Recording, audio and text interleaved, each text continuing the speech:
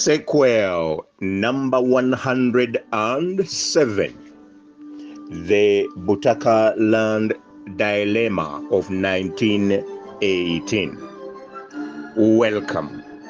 This is the Church of Uganda at 150, a celebration through our history. In this particular sequel, we are looking at the so-called BUTAKA Land Dilemma of 1918. In the year 1918, the Protectorate Government Land Office initiated a scheme that gave weight to the perception that they, as the British rulers, were concerned about the OBUTAKA land for the Baganda clan heads. What was wrong? What had happened? Well, the Katikiro, Apollo Kagwa, had authorized much of the said Butaka land, the land that surrounded the graveyards of the clan heads and ancestors, to be allocated to Milo land beneficiaries. And therefore, the Butaka land vanished. And so the Bataka were aggrieved. And so the British in 1918 asked each Buganda clan to provide documentation of its OBUTAKA land that they lost as a result of the 1900 Anglo-Buganda Agreement. The British promised to rectify the error by either supervising an exchange of land or indeed a repurchase of such land which they had lost in the 1900 beneficiaries from those particular beneficiaries. Now, the British set December 1918 as the deadline for the submission of these documents. However, many Bataka chiefs, many Bataka, the heads of the clans of the Baganda, failed to submit the required maps, the required documentation to the Land Registry Office. And as a result, the British got frustrated.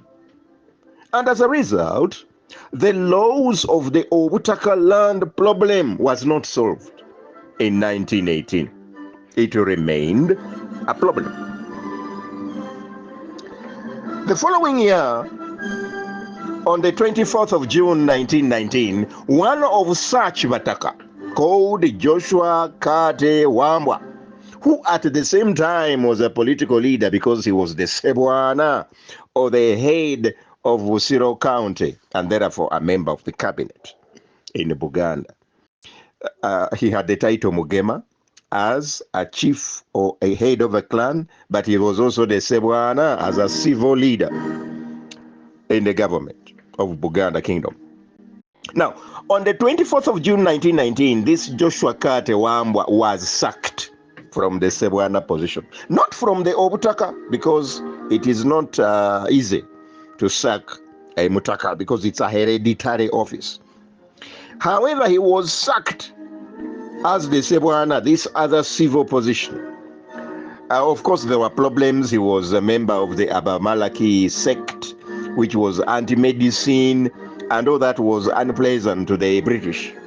However, never before had the office of Sebwana been separated from that of MUGEMA. So in a way, the Bataka saw as an abuse, as an attack, as an affront on them. And indeed, Joshua retained his hereditary office of MUGEMA.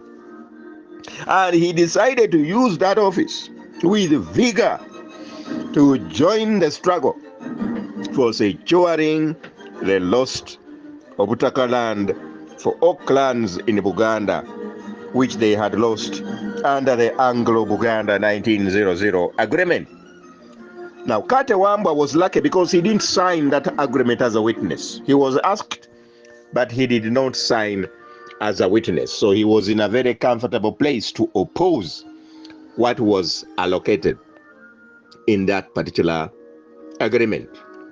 Now, Joshua Kate Wambwa was replaced as the Sebwana by a war hero, Tefiro Kungu Chisosonkole, the man who had been one of the leaders who fought in Tanganyika against the Germans in World War I.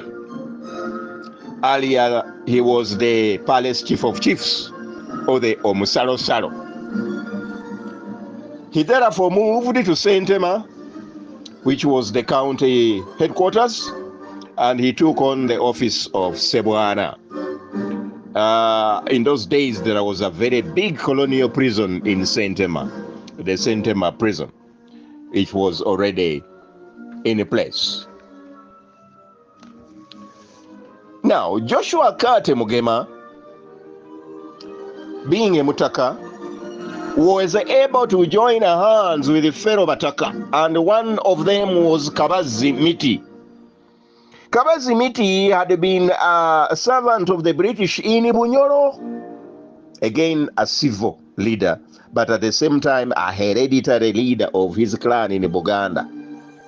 And now Joshua Kate Mugema and Kabazi Miti allied together and supported the formation of what they called the Federation of BUTAKA. It was already there, but they reawakened it, and it became one of the most fundamental opposition forces in the Buganda Kingdom.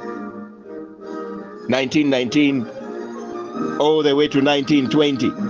They were protesting against the 1900 Anglo-Buganda land agreement, Anglo-Buganda agreement land distribution, and especially the land that was taken away from the clan, the ancestral clan land, which they had lost. And so, Joshua Kate Mugema and Kabazi Miti, later on, as we shall see in the future sequels, wrote to the Kabaka. And they also wrote to the British government seeking their land case to be heard.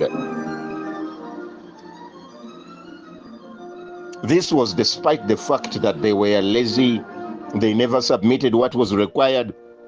But now, 2 years later, they are writing to the authorities and they are seeking for their case to be heard.